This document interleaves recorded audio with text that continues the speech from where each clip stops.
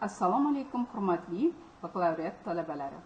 Bugun sizlarga bolalarni maktabga tayyorlash metodikasi fani haqida qisqacha ma'lumot bermoqchiman.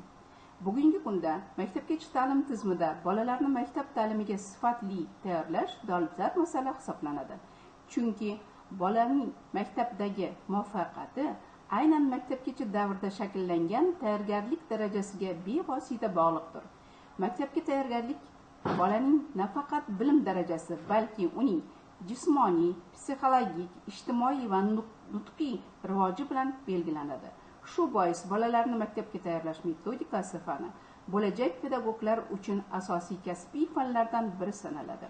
Ushbu fanning asosiy maqsadi bolalarni maktab ta'limiga jismoniy, aqliy, psixologik va ijtimoiy jihatdan tayyorlash bo'yicha bo'lajak pedagoglarda zarur bilim ko'nikmalarni shakllantirishdan iboratdir. Shuningdek, fan bolalarda o'qishga qiziqishni, mustaqil fikrlashni, bilim olishda ijobiy munosabatni shakllantirishga xizmat qiladi.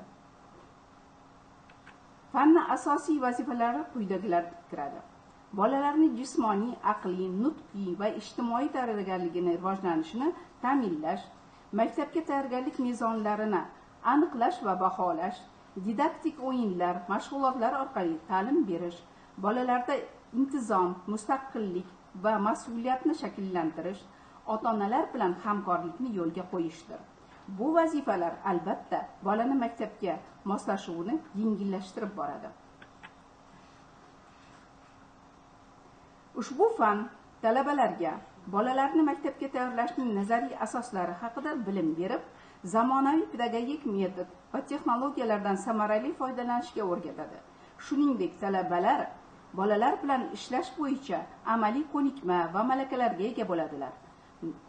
Natijada talabalarda pedagogik tafakkur, kasbiy mas'uliyat, mustaqil faoliyat yuritish malakasi shakllanadi. Fanning pedagogik ahamiyati shundaki, u bolani aqliy, axloqiy va ijtimoiy rivojiga xizmat qiladi. Maktab muhitiga moslashuvini ta'minlaydi. O'yin, mashq, kuzatish va tajribalar orqali ta'lim berish imkonini yaratadi.